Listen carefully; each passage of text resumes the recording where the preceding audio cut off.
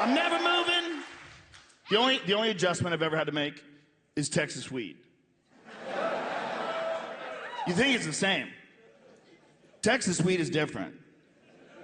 Because Texas weed is grown on Texas soil.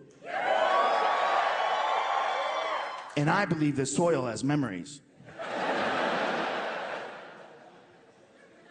Because if you smoke too much Texas weed, you're like,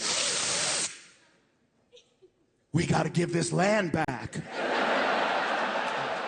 Dude, what the fuck did they do?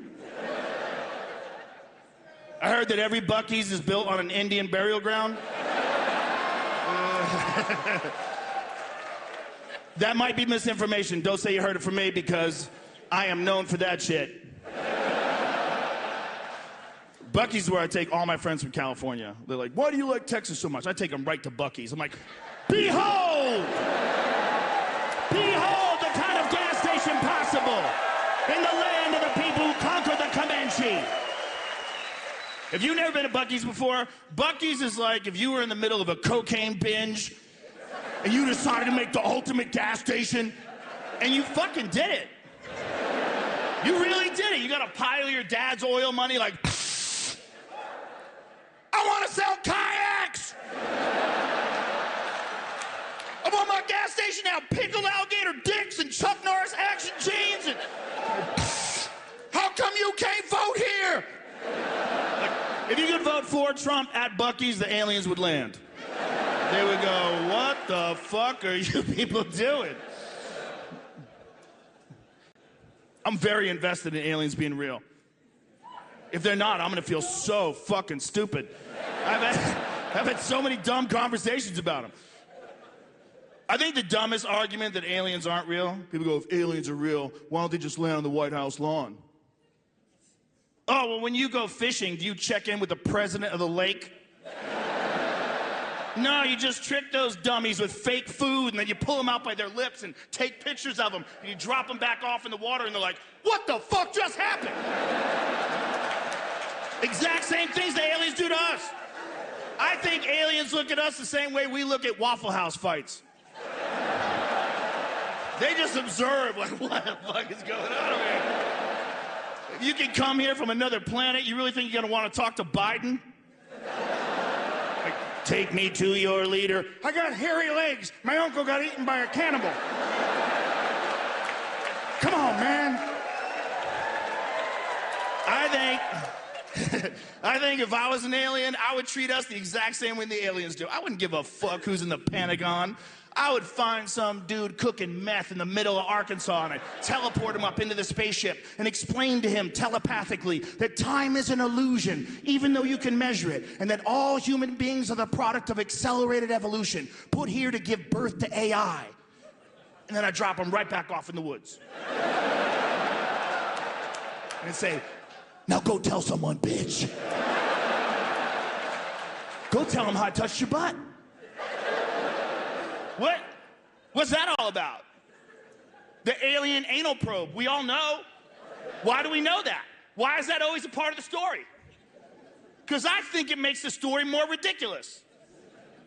Makes people less likely to believe. I think they're sitting in the spaceship going, what if somebody believes them? Put something in his ass. Make them love it. Make them just jizz all over themselves. Just, oh, Jesus! Oh, God! You imagine if you have your greatest orgasm ever on an operating table on a spaceship. Oh, Jesus! You're gonna leave that part out. Your story's always gonna seem suspect. People are gonna go, is that all that happened? That's everything. That's the whole story. Maybe that's how they get our DNA, you know? That's how they get cum out of donkeys. I used to host Fear Factor. And thank you very much. Thank you very much. This is a true story. Fear Factor was canceled because we made people drink donkey cum. So I think I'm the only guy in the history of Hollywood that lost a job because people had to drink cum. Usually that's how you get a job. And look, first of all, it wasn't my idea. okay? I just worked there. And the way Fear Factor would work, I would show up every day. They would give me a script of what the contestants had to do. I would read it and go, what the fuck? But on one day in particular, it said they were playing horseshoes to see who had to drink the most donkey cum. And I said words that I never thought I'd have to say. I don't think you should make people drink cum on TV. When I'm the voice of reason, you got a really fucked up program. And here's the thing, they had buckets, like Home Depot buckets of cum. And I'm like, how did you get that? You can't just have that. You gotta tell me how you sourced it, okay? You gotta be real clear right away. We got laws, okay? So I asked the handler, I go, how do you get it? He goes, you take a cattle prod and you stick it up the donkey's ass and you shock his prostate and they just bust.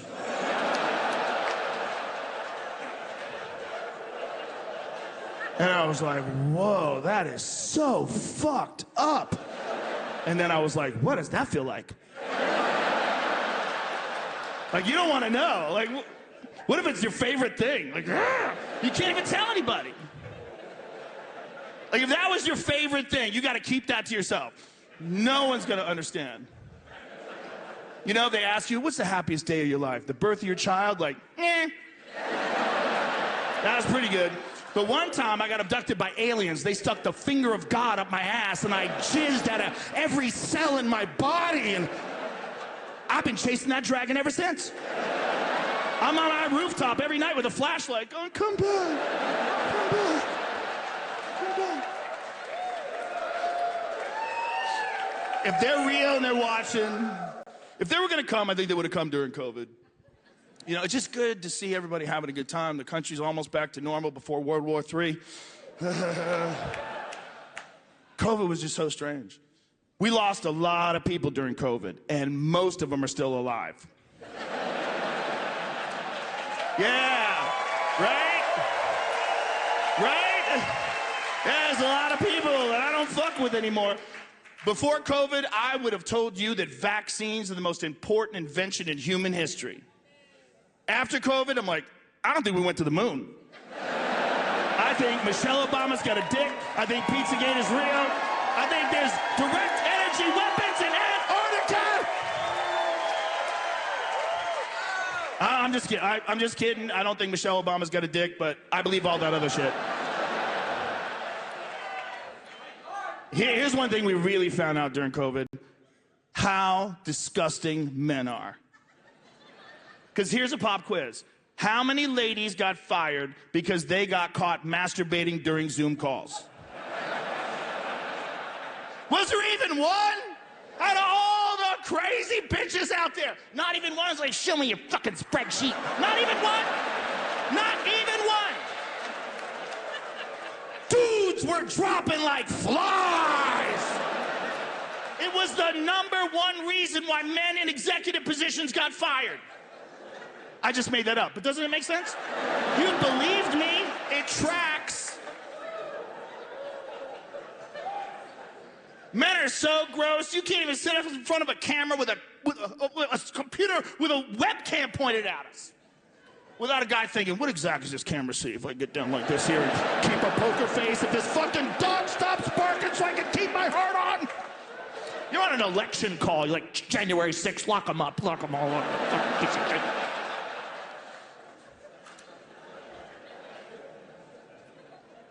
Here's the thing about jerking off. Everybody does it, but if you get caught, you're a fucking loser. You fucking loser, and you feel it, so you're like, oh no, I can't believe I got caught. Everyone knows. Everyone's gonna know. Oh no.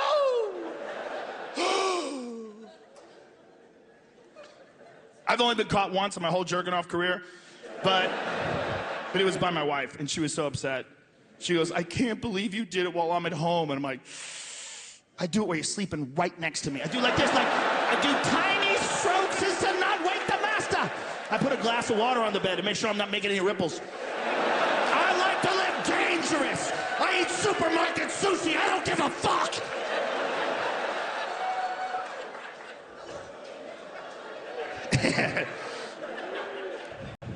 I like to take fake risks. Like, I like to take edibles before I get on airplanes.